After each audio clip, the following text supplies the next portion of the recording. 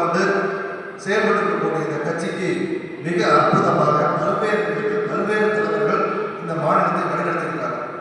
அந்த வகையில் நேற்று வரை இருந்த நம்முடைய இளம் சிங்கம் அண்ணாமலையார் அவர்கள் மிக அற்புதமாக ஒரு கட்சி எப்படி செயல்பட வேண்டும், ஒரு எதிர்கட்சியை எப்படி நாம் தாக்க வேண்டும், அந்த கட்சி செய்யக்கூடிய ஊழல்களையும் வித்துராட்டங்களையும் திருட்டுத்தனங்களையும் எப்படி பொதுவெளியில் எடுத்து வைக்க வேண்டும், அவர் எடுத்து வைத்த ஒரு வாதத்திற்கு கூட திமுக பதில் சொல்ல இயலவில்லை. அதற்காக வழக்கும் தொடரவில்லை. ஒரு வழக்கு போட சும்மா போட 100 கோடி கொடு 200 கோடி கொடு. அப்போ திமுக போட்டதான் முக்கியமாக தெரிஞ்சு அந்த வழக்கில் குற்றத்தை பற்றி அவங்க உணர்வு திரும்பல.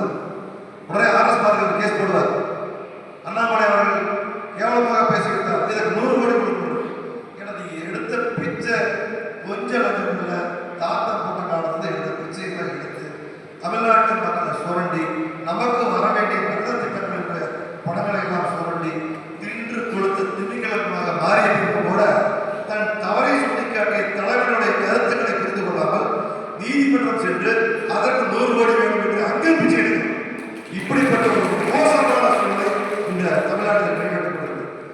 இதை மாற்ற வேண்டும் என்பதற்காக தலைவர்கள் எடுக்கக்கூடிய அத்தனை முயற்சி வெற்றியாக நம் அனைவரும் உழைப்பாலும் நம்முடைய ஒற்றுமையாலும் நம்முடைய தேச தெளிவின் காரணமாக தலைவர் அவர்களுடைய வழிகாட்டுதலுக்கு நாம் இயங்கியதன் காரணமாக இந்த பாரதிய ஜனதா கட்சி மிக அற்புதமான நிலையில வளர்ந்து தமிழகத்திலே மாற்று அரசியல் கட்சியாக இன்று வளர்ந்திருக்கக்கூடிய சூழ்நிலையில் நம்முடைய தலைவர் அவர்கள் நேற்று தன்னுடைய பொறுப்பை நம்முடைய சட்டமன்ற குழு தலைவராக இருக்கக்கூடிய கட்சியில் இணைந்து 8 ஆண்டு காலம் பணியாற்றி அதற்கு முன்பு புரட்சி தலைவி அம்மாவுடைய பற்றுதலால் இயங்கிய நயினார் நாகேந்திரன் அவர்கள் மிகச்சிறப்பாக பணியாற்றுகிறார்.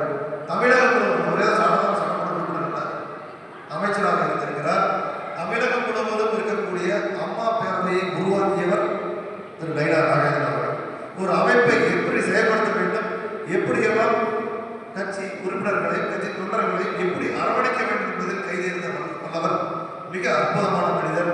நேற்று பேசியதை சொன்னார்கள், புயலுக்கு பின் தென்றல் என்று. அண்ணாமலை அவர்கள் புயல் என்றால் அவர் பொதுகின்ற தென்றல் என்று தன்னை அறிமுகப்படுத்திக் கொண்டார். ஆகவே ஒவ்வொரு தலைவர்களுக்கும் ஒவ்வொரு வித்தியாசம், ஒவ்வொருவருக்கும் ஒரு பாணியம். தமிழகத்திலே லட்சுமணன் அவர்களுடைய காலத்திலே நாம் ராசியான தலைவர் என்று கூறுவோம். அவருடைய காலத்தில் தான் முதல் முறையாக 4 சட்டமன்ற உறுப்பினர்களை கேட்டோம். அதற்கு பின்பு அண்ணன் முருகன் தலைவராக இருக்கும் போது, மத்திய அண்ணன் முருகன் அவர்கள் தலைவராக இருக்கும் போது மீண்டும் 4 சட்டமன்ற உறுப்பினர்கள் கேட்டோம். வரக்கூடிய 2026 தேர்தலிலே அண்ணன் நயினார் நாகேந்திரன் அவர்கள் தலைமையிலே 40க்கும் மேற்பட்ட சட்டமன்ற உறுப்பினர்களை பெற்று இந்த சட்டசபையிலே மிக முக்கியமான இலாக்காக்களை பெற்று அமைச்சர்களாக துணை முதலமைச்சராக இருக்கக்கூடிய பாக்கியம் நம் கண்முன்னே நாம் காண இருக்கக்கூடிய நேரத்திலே நம் கைக்கு வர இருக்கிறது. இதை மனதில் நிறுத்தி நாம் வேலை செய்ய வேண்டும். நேற்று கூறினார், இது ஏதோ ஒற்றை குல துப்பாக்கி அல்ல, இது இரட்டை குல துப்பாக்கி. இரு தலைவர்களும் சேர்ந்துதான் திராவிட முன்னேற்ற கழகத்தை சமர்ப்பணம் தினமான நம்முடைய ஸ்தாபன தினத்திலே அவர்களை அஸ்தமனம் செய்யக்கூடிய நிகழ்வை நாம் அடுத்த ஏப்ரல் மாதம் நிச்சயமாக அந்த காலையில் 2 தலைவர்களும் ஒன்றோடு சேர்ந்து தென் மாவட்டங்களிலே வளர்ந்து வந்தக்கூடிய நயினார் நாகேந்திரன் அவர்களும் நம் கொங்கு பகுதியிலே வளர்ந்து வந்த அண்ணன் அண்ணாமலை அவர்களும் கை கோர்த்து ஒற்றுமையாக நமக்கு வழிநடத்தியிருக்கிறார்கள்.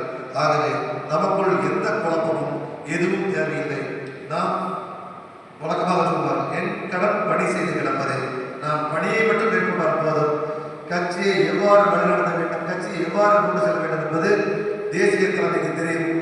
அரசியல் சாணக்கியம் உலக தலைவர் நரேந்திர மோடி அவருடைய தளபதி அமித்ஷா அவர்களுடைய வலதுகரமாக இருக்கக்கூடிய அவர்கள் ஒரு விஷயத்தை எடுத்து செய்கிறார் என்று சொன்னால் அது ஏதோ சாதாரணமாக இருக்கார். இன்றைய செய்தி நாளைய வரலாறு. அவர் கால் பதித்த இடம் முழுவதும் தன்னுடைய வரலாறை முத்தாய்ப்பாக பதிவு செய்திருக்கார். அவருக்கு நிகழ் அவர்கள் வாஜ்பாய் காலத்திலே அத்வானி வாஜ்பாய் எப்படி இருந்தார்களோ அதுபோல் நரேந்திர மோடி அமித்ஷா அவர்களும் அப்படித்தான் நம்மை வழிநடத்திக் கொண்டிருக்கிறார்.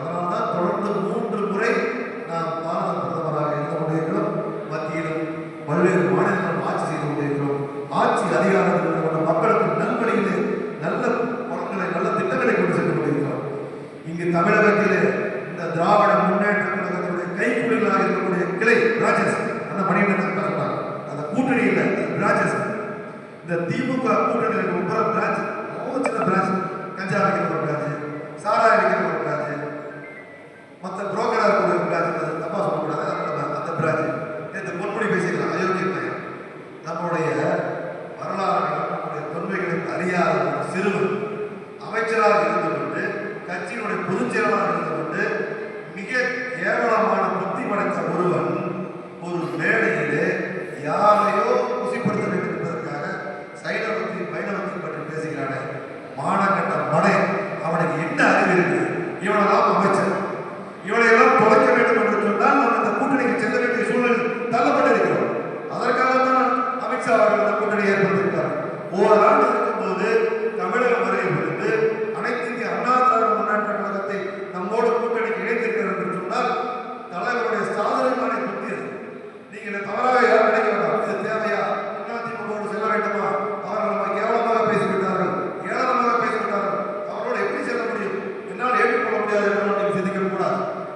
அரசியலில் நேர்மை எவ்வளவு முக்கியமோ அதே அளவு சாதுரிய சாணக்கியத்தனம் முக்கியம். சாணக்கியத்தனம் இல்லாத எந்த ஒரு அரசியல் கட்சியும் வாழ்ந்ததாக இல்லை, வெற்றி பெற்றதாக இல்லை. அரசியலில் சாணக்கியம் ரொம்ப முக்கியம். அதனால்தான் டெல்லியில் இருக்கக்கூடிய நம்ம பாராளுமன்ற அலுவலகத்தை சுற்றி இருக்க பகுதிக்கு பேர் சாணக்கியபுரி என்று வைத்திருக்கிறார்கள். சாணக்கியபுரி, சாணக்கியனால் தான் நாட்டை வெல்ல முடியும். ஆட்சி அதிகாரத்துக்கு வரும் வரை எந்த வழியில் வேண்டுமானாலும் செல்லலாம். சென்று வென்ற பின்பு நாம் நினைக்கக்கூடிய ஆட்சியை, மக்களுக்கு கொடுக்கக்கூடிய நல்ல ஆட்சியை கொடுத்துத்தான் முடியும். ஆகவே அதற்கு நாம் செல்ல வேண்டிய பாதை மிக கடினமாக இருக்கும். ஏற்றம் இருக்கும், இறக்கம் இருக்கும், வடுகள் இருக்கும், சருகள் இருக்கும்,